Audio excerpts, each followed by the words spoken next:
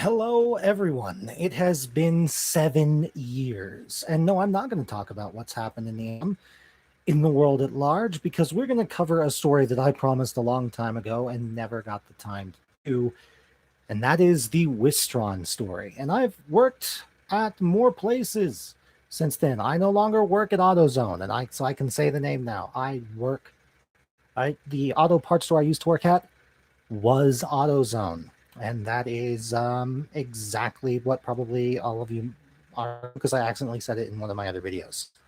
So, what is Wistron? Well, Wistron is the company that was, and I do not know if they are still the company that does these repairs, but they were the company that was contracted to do the warranty maintenance repairs for laptops for Hewlett Packard and compact Presario laptops, as well as compact Toughbooks and military laptops that you might have seen if you worked in the military or in an industry like the oil fields. It is the and I have cats that are going to be in this video now.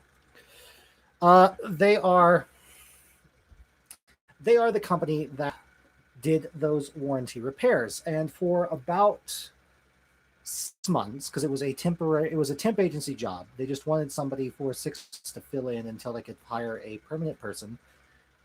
They needed someone to help run internal process audit. And if you don't know what internal process audit is, that is essentially the people who look over the process of making sure that quality control is maintained, that job gets done correctly, basically, is internal process audit. So the skills and traits that they wanted for internal process audit person was that those people needed to be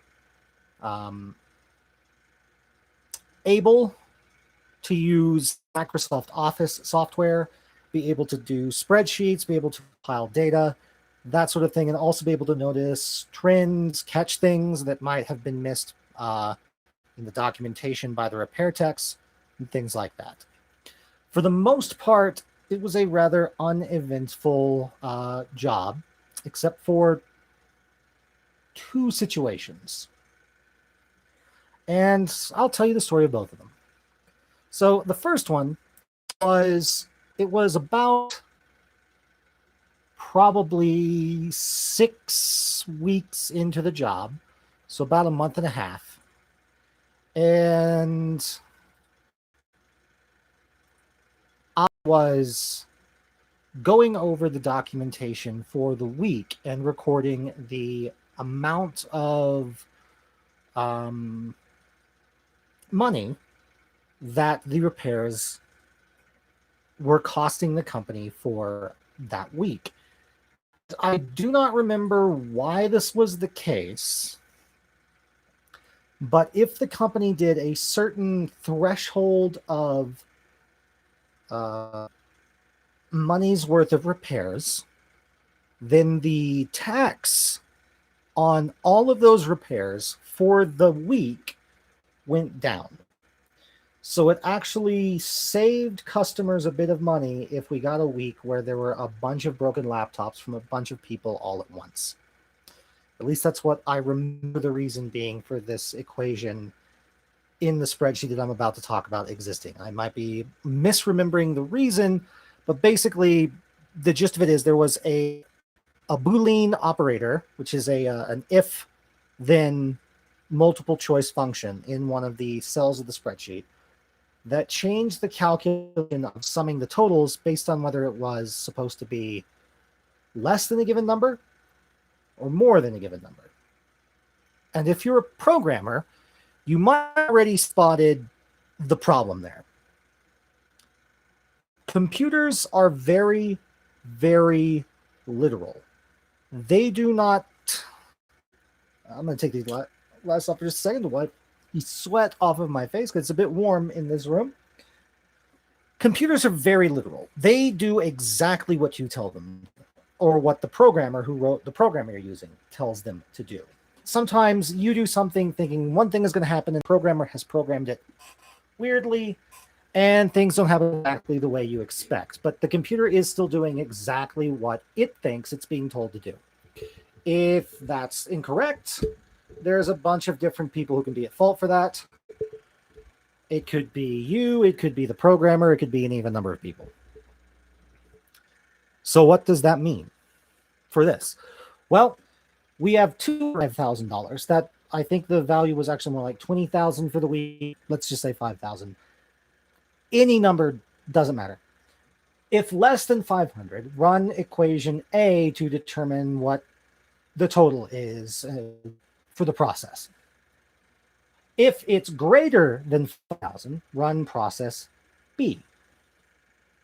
But the way it was written when I came into work for them, if by some rare chance of mathematics and the cost of the repairs on those laptops for that week, it turned to be exactly $5,000, neither case is valid. It is not less than 5,000, and it is not more than 5,000, because it's exactly 5,000. So what happens? Well, the spreadsheet breaks, and a bunch of other equations on the spreadsheet don't work either. This is where I want to talk to anybody who's still watching this, who randomly stumbles onto this video, whether you comment or not. If you are an employer and you are hiring temp agents, and you hire them because they claim to have a skill set, it does not matter that they are a temp. They do, hopefully, what you hired them to do. Otherwise, why would you have hired them? The point of the fact is, that I'm trying to make is, they hired me because I knew how to operate Microsoft Office, Excel, Word, all of that, PowerPoint. And I came to my boss telling him there is a problem with one of the equations. There is a corner case that just happened, because that's how I found it, because it broke while I was trying to use it, because I punched in all of the sales for the day and then saw the spreadsheet collapse into a bunch of gibberish. There is a corner case. This equation is not written correctly. How should I fix it? He spent literally an hour trying to convince me that nothing was wrong, that I didn't know what I was talking about, even after I showed him the problem multiple times. Why? Because I was a temp, because I wasn't a permanent employee. I don't really know what I'm doing. Or why would I care? I can leave this job at any time. Well, maybe I have a good work ethic and I'm doing the temp jobs to try and find a place I want to work. Maybe I want to, since I've only ever worked at at that point, ever worked at the Fry's Electronics and the movie theater at that point, maybe I wanted to put something else on my resume that was more of the type of stuff I like to do, more work with computers. This is Loki. He's one of two cats I have. He likes to be in front of the camera. Say hello, Loki. Okay.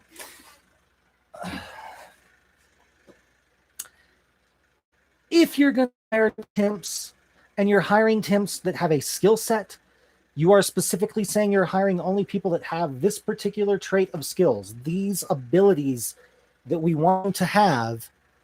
For God's sake, if they come to you and say, I've spotted something with the skills that I have, at least give them the benefit of the doubt that maybe they're actually trying to do their job. Maybe they're not. Just take the time to investigate it with an open mind. If it turns out they're just giving you a bad time, then you can say no. But for God's sakes, just look. The second story is where we literally all panicked in the entire quality control department because we lost someone's laptop.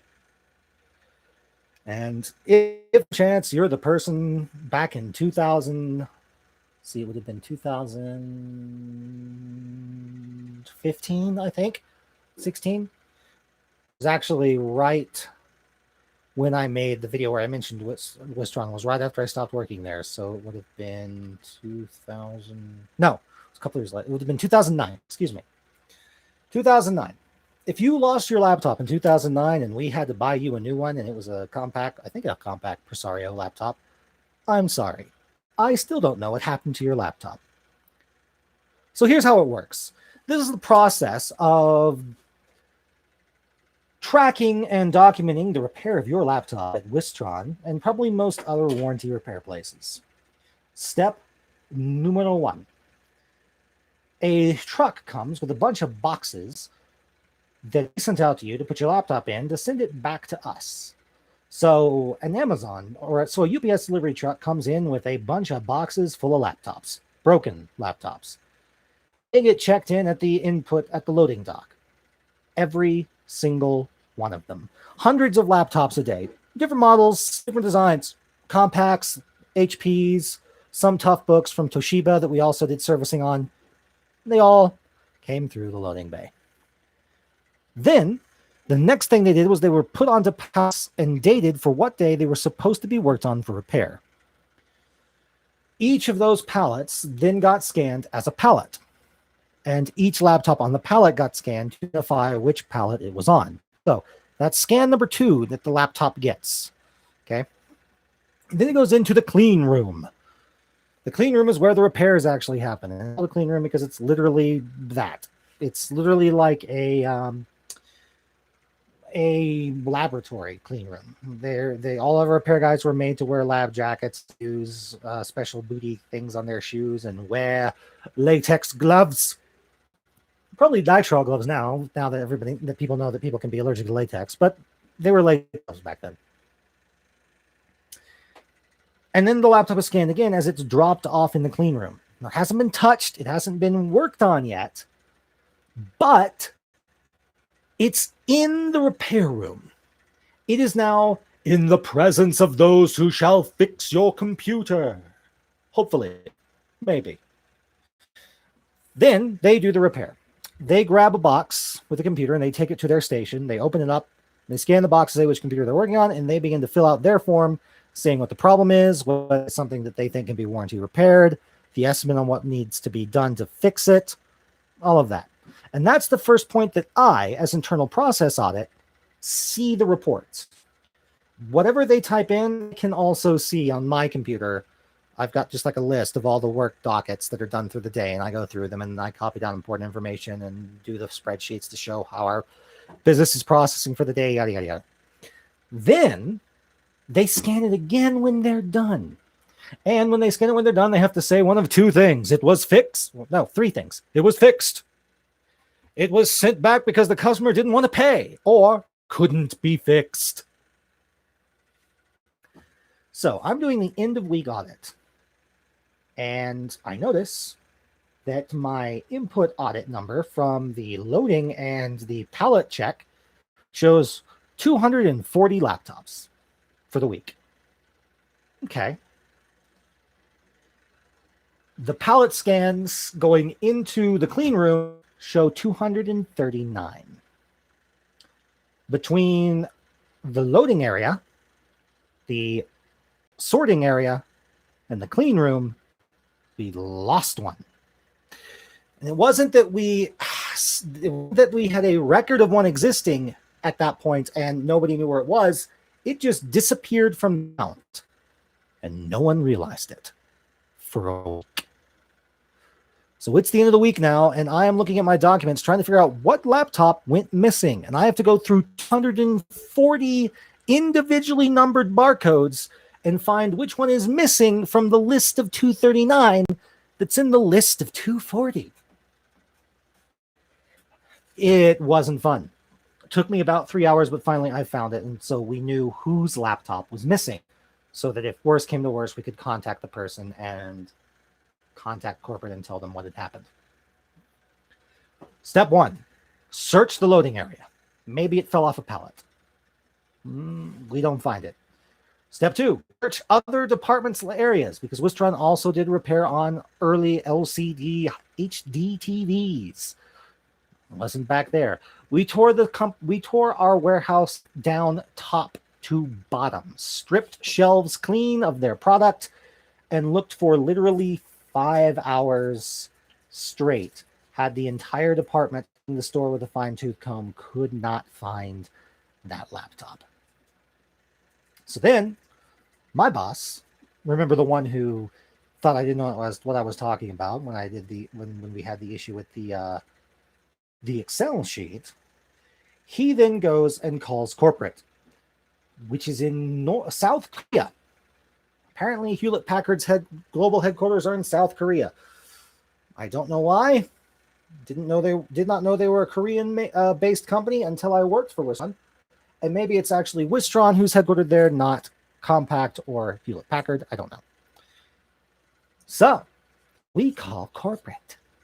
And what corporate say? Well, they say, maybe try to look for it again. If you can't find it in a week and look for it every day, if you can't find it in a week, then call us back. And then, maybe then, we'll talk about replacing the customer's computer. Now, I'm looking at the repair docket, and I can see that the repair was a battery replacement. Because her particular model of Hewlett Packard compact laptop had a unremovable battery, so it could not be replaced without sending them back to a repair shop or taking it to a repair person in their hometown, which is probably a better idea at this point. So we'd search for it for a week.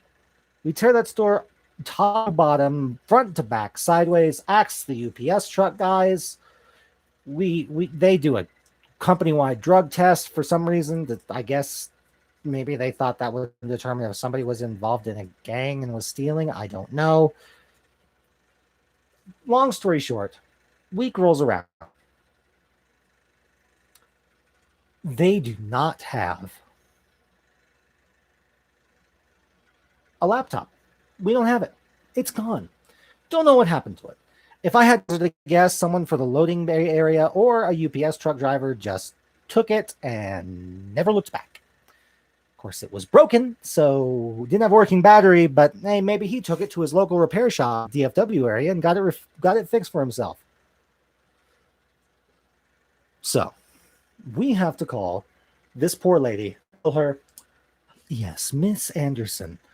This is Wistron Repair Center for Hewlett Packard and Compaq Pizzario laptops. We regret to inform you that we have misplaced the laptop you sent us, trusting us to repair your laptop. It will take us because your laptop is warranty, we will replace it free of charge, but it will take 8 to 10 weeks to get you your new computer. As you can probably imagine, she was not too happy about it. So that is the story of Wistron, and we're actually going to keep on plowing through because we've got a lot of job stories to catch up on. This will be a fun movie because now YouTube lets you do long videos. So what did I work at after Wistron? Well, actually, Wistron was between the movie theater and AutoZone. So we are back to what was the present when I posted my earlier videos. I worked for AutoZone from 2010 to 2017. So 7 years. I usually say to people a decade because I also worked for Napa Auto Parts between the movie theater and Wistron, but I sort of lumped that into AutoZone just because it's all kind of one thing, one type of job, even though there was a split there. And after that, I left Texas.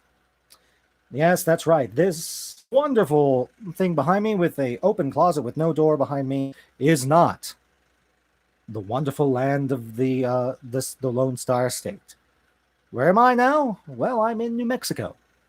In fact, I am in a little town called Red River, New Mexico. And if you're from Texas, you probably know where that is. And if you're from Texas and you go to Red River, I've probably seen you in the last 4 years because I work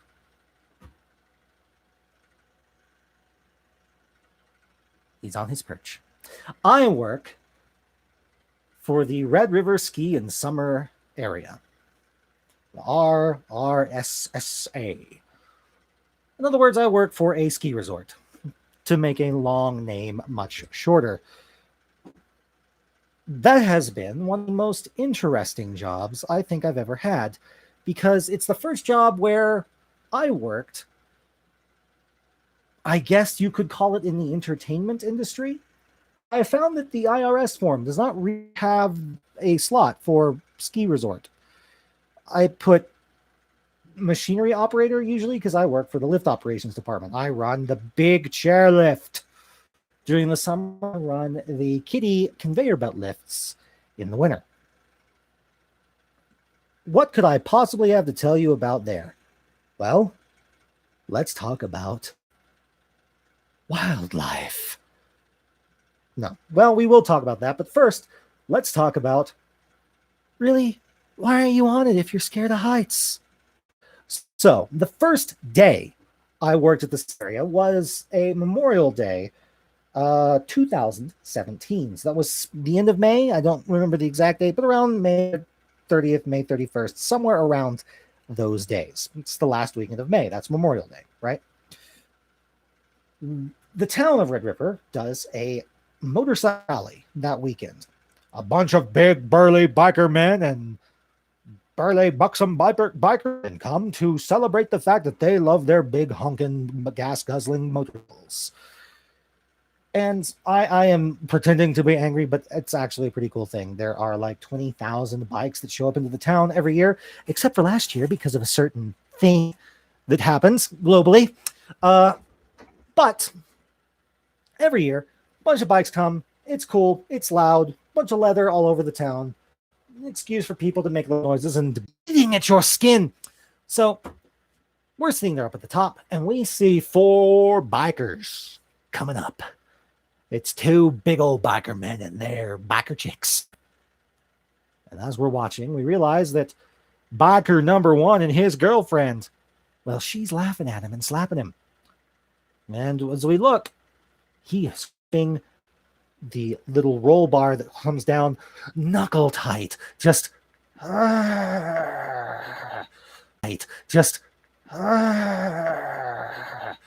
white knuckle. And he gets off. We say, all right, you're about to unload. Just go ahead and raise your bar up. And when you get to this green line, just stand up and run straight ahead towards that stairwell back there. Don't stop or the chair will hit you, because the chair keeps moving. So they get off. They make it off okay. And as they're getting off, I notice that man has a name tag on his vest, and it says his name is T-Bone. That's right. T-Bone. And then comes a couple behind him. Now, T-Bone was a bit overweight. He looked like he might have been a linebacker in football in high, if you know what I mean. About 250 to 300 pounds and 6'5". Did not look like St. Nicholas, though. He looked like he could rip you in half if you so much as looked at him funny.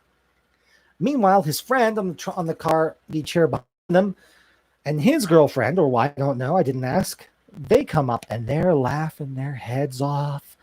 They're waving their arms around. They're having a grand old time. They look like they're having much more fun than he was. And his name was Stitches. And Stitches was rail thin. Basically, they were basically the 2 bullies, the early seasons of the Power Rangers, if you're old enough to remember that. I don't remember their names because I'm too old to remember that, clearly. But, the thick one and the thin one, as is usually the joke in television shows. I saw that friend pairing in real life. So we're sitting there and we're starting to prepping up because it's getting close to the end of the day. And T-Bone comes up to us and goes, "Hey man, is there any way that I can get down this mountain that isn't riding the chair? Because I don't want to ride that damn thing again. I've realized I'm scared of heights." I say, well, T-Bone, not really. You can hike down, but it looks like it's about to rain.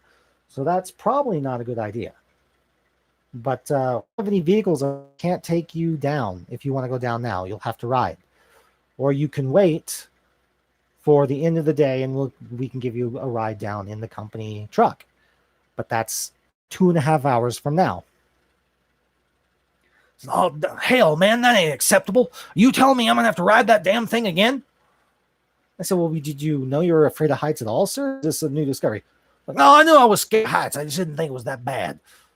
Well, why did you come on the chairlift anyway if you were scared of heights? What were you trying to overcome your fears? Were you trying to fight past your fear like a biker man should? And he looked at me and he said this. Hell no. I rode this because I didn't want a $3 cover charge to listen to a band I don't care about just so I can get a beer. So I rode your chairlift up to get a beer up here at the tip restaurant at the top of the mountain. I don't have to pay no damn cover charge to drink here. And while that was true, he did pay $18 to ride the lift to get up there. This, ladies and gentlemen, is what I meant at the beginning of all rants years ago when I said that we don't know how to be a society anymore. He was so adamant, so angry about being made to pay $3 to pay the salary of a band that had to come out, do their time and effort, deserves to be paid for their time and services. He was so put upon to pay his due part of the fee for the band to be there that he paid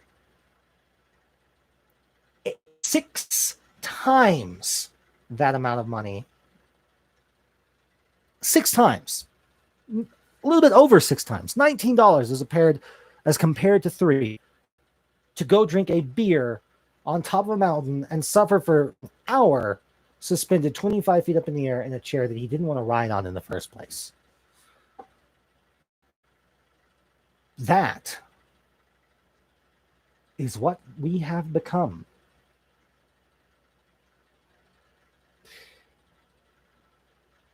And that, finally, is the end of the you don't know how your economy works. You don't know how your society works rant. This is Dark Nexus. For the last time in this series, but not the last time ever, we will do some more videos, but we will move on to other subjects. For the last time ever, for this rant, snuff.